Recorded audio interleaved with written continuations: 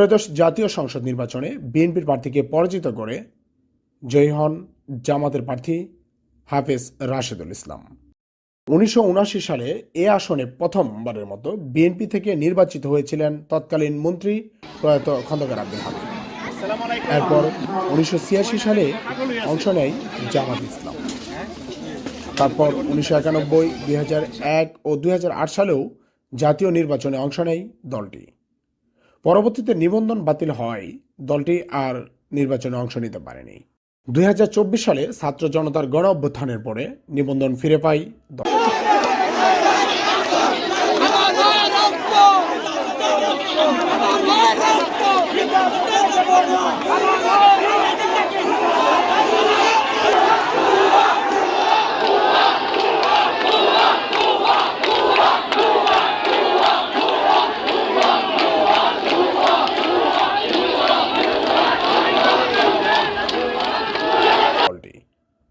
এবারের নির্বাচনে অংশ নিয়ে স্বাধীনতার 54 বছরে প্রথমবারের মতো শেরপুর 1 আসনে এমপি পেয়ে ইতিহাস গড়েন জামাত ইসলাম।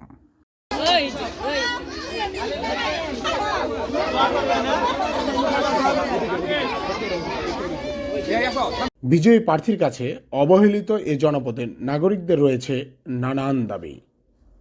যাতে আঙ্গরে কোনো সমস্যা না হয়, আমগরে নাই নাতিন স্কুলে পড়ালেখা করব, যাতে কোনো সমস্যা না হয়। কৃষকের এলা আমরা গরিব মানুষ, একটু দাম কমাই দিব, এটাই তো আমরা চাই। শেরপুরে বেকারত্বের হার অনেক বেশি। আমরা নতুন সরকারের কাছে একটাই চাওয়া যে আমাদের বেকারত্বের হারটা কমিয়ে দেয়। শেরপুরে যেন কলকারখানা, মেল ইন্ডাস্ট্রি সব হয়, আমরা যেন করে খেতে পারি।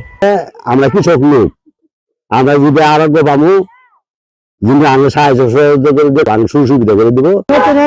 শেরপুরের মধ্যে একটু বাজারটা কমাইতে দিতে পারে, আমার চলা হয়।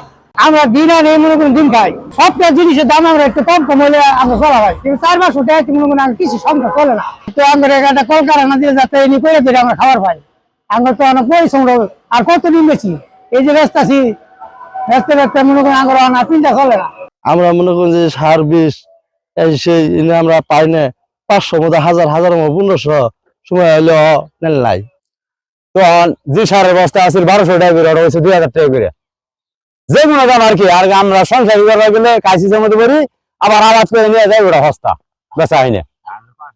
আমরা গরিব মানুষ, কাজ করে খাই, তেল কিনতে পারি না, সাবান কিনতে পারি না, কাপড় চোপড়ের দাম কিনতে পারি, কাপড় কিনতে হয় না, স্বর্ণ রূপা কিনতে পারতে পারি না, লেখাপড়া করে খরচ দিতে পারি না। আমার 3টা ছেলে মেয়ে আছে, আমি গরিব মানুষ। আমরা সরকার থেকে কিছু টাকা পয়সা পেলাম, লেখাপড়া সুবিধা দিল, কর্ম করে খাইলাম। নতুন সরকারের কাছে আমার একটাই দাবি যে আমাদের শেরপুরে দীর্ঘদিন যাবত মানুষের যাতায়াতে অনেক কষ্ট হয়।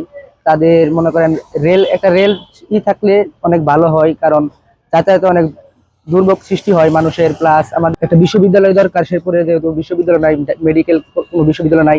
প্লাস আমাদের পড়ালেখার একটা আছে, বেকারত্ব দূর করতে হবে দেশের। আমাদের শেরপুরে অনেক জানেন, অনেকে আমাদের শেরপুর চিনে না, এইটা আমাদের চিনাতে হবে, আরো অনেক কিছু করতে হবে। এর জন্য আমি নতুন সরকারের জন্য একটাই দাবি যে আমাদের শেরপুরটাকে অনেক ভালোভাবে একটা সাজিয়ে গুছিয়ে, যাতে আমরা বাংলাদেশের মধ্যে দেখাইতে পারি যে শেরপুর হিসেবে আমাদের একটা দেশ, যাতে আমরা বাংলাদেশের মধ্যে দেখাইতে পারি যে শেরপুর হিসেবে আমাদের একটা দেশ আছে, এই জেলা আছে। এটাই আমার দাবি। বিজয়ী এ প্রার্থী জানান শেরপুরের উন্নয়নের নানান গল্প। আমরা কিন্তু 11 দল যে ঐক্য হয়েছে, আমরা কিন্তু বলেছি ঐক্যবদ্ধ বাংলাদেশ গঠন করব আমরা, এবং সেই ঐক্যবদ্ধ বাংলাদেশের মূল স্লোগানটা হচ্ছে ইনসাফ। আমরা এমন কোন ব্যক্তি যিনি ভোট দেন নাই, বা এমন কোন এলাকা তারা আমাকে ভোট দিল না বলে তার এলাকায় উন্নয়ন করব না, এটা তো হবে না। এটা বিগত দিনে ছিল, সেই ইতিহাসকে আমরা ইতি টেনে নতুন বাংলাদেশের যাত্রা করছি। তো সেই জায়গায় আমরা অবশ্যই ইনসাফ কায়েম করব, কোনো বৈষম্য থাকবে না। সকল প্রয়োজনীয় জায়গাগুলোতে, রাস্তাঘাটের উন্নয়ন বলেন, স্কুল কলেজের উন্নয়ন বলেন, মসজিদ মাদ্রাসা বলেন, যত ধরনের প্রকল্প বাস্তবায়ন, যেখানে যেটা প্রয়োজন সেটা এলাকার লোকদের স্ট্যাটাস, লোকদের অভিব্যক্তি, ভূমিকা এসবের উপর ডিপেন্ড করবে না। আমি তো সকলের জন্য এমপি হতে চাই, সুতরাং সকলের জন্য সমান অধিকার নিশ্চিত করার জন্য যে এই শেরপুরে এমন কোন সেক্টর নাই, এমন কোন বিভাগ নাই যেখানে উন্নয়নের ছোঁয়া লেগেছে। এই জায়গাগুলোকে আমরা এবার ওভারকাম করার জন্যই ব্যাপক ভিত্তিক পরিকল্পনাও সাজিয়েছি। এদিকে বিএনপির এই হারের জন্য দলের অন্তর্কুণ্ডলকেই দায়ী করছেন দলটির তৃণমূলের কর্মী। আমরা খুবই আশাবাদী ছিলাম যে কোনো একটা ঘটনার মধ্য দিয়ে হয়তো বা শেরপুর জেলা বিএনপির সমস্ত অঙ্গ সংগঠনের নেতাবৃন্দরা একত্রিত হয়ে কাজ করবে, কিন্তু আসলে না, তারা আমাদের নিরাশ করলো। আমরা মনে করি আমরা যারা সাধারণ জাতীয়তাবাদী দলের কর্মী হিসেবে কাজ করেছি, ধানের শীষের পক্ষে কাজ করেছি, এই হার আমাদের নয়। আর বিএনপির প্রার্থী ডাক্তার সানসিলা জেবরিন প্রিয়াঙ্কা বলছেন ষড়যন্ত্র করে তাকে হারানো হয়েছে। পার্সন তারা 1000 টাকা দিয়েছে, তার প্রিজাইডিং অফিসার পুলিং অফিসার কিনে ফেলেছে, তার এটা আমার এলাকাবাসী বলেছে, আশেপাশে তো এলাকাবাসী তো বলে, এবং তারা হিন্দু ভোটারকে ভয় দেখিয়েছে যে ভোট দিতে গেলে খবর আছে। হিন্দু একটা ভোটার আমার যেখানে ভোট ব্যাগ আছে তারা ভয়ে কিছু যায়নি, আর কিছু ভোট যারা জামাতের, আমি যেখানে জামাতের কেন্দ্র, জামাতের বাজিতখিলা কেন্দ্রে আমি 7টা ভোট একটা কেন্দ্রে কিভাবে পাই, আরেকটা কেন্দ্রে 27টা ভোট কিভাবে পাই, যেখানে 18 সালে আমি 35,000-এর উপর ভোট পেয়েছি জেনুইন ভোটে। এবং শুধু তাই না, জামাতের যে পূর্ব অঞ্চল আছে সেই জায়গাটায় আমি দেখেছি ভোট কাস্ট খুব কম হয়েছে, শুধু জামাতের ভোটারদেরকে আনা হয়েছে, আমার ভোটারদেরকে ভয়ভীতি দিয়ে তাড়িয়ে দেওয়া হয়েছে।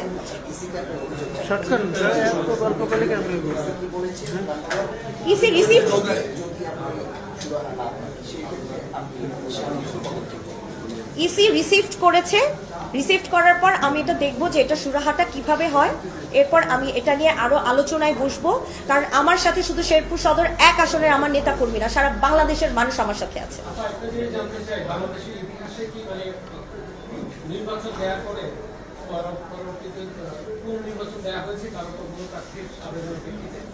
পুনর্নির্বাচনের কোনো ব্যবস্থা হয়তো বা হয়নি, তবে আমার শেরপুরে কি হয়েছে সেটি আমি আপনাদের সাংবাদিক ভাই বোনদের মধ্যে আমি হাত জোর করে রিকোয়েস্ট করছি, একজন নারী প্রার্থী হিসেবে আমার সম্মান ক্ষুণ্ণ করা হয়েছে, আমার রিজিক টান দেওয়া হয়েছে।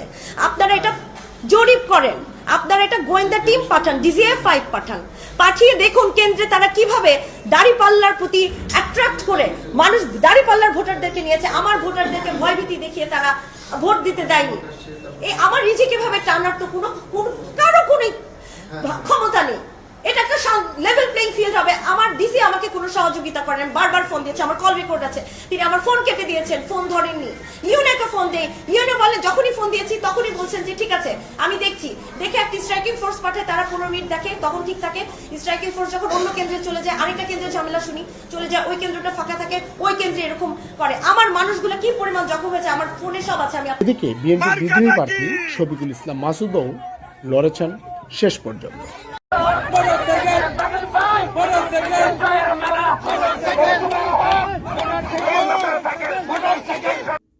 নির্বাচনে জামাতের প্রার্থী রাশেদুল ইসলাম পেয়েছেন 1,27,811 ভোট, আর বিএনপির প্রার্থী ডাক্তার সানসিলা জেবরিন প্রিয়াঙ্কা পেয়েছেন 78,342 ভোট।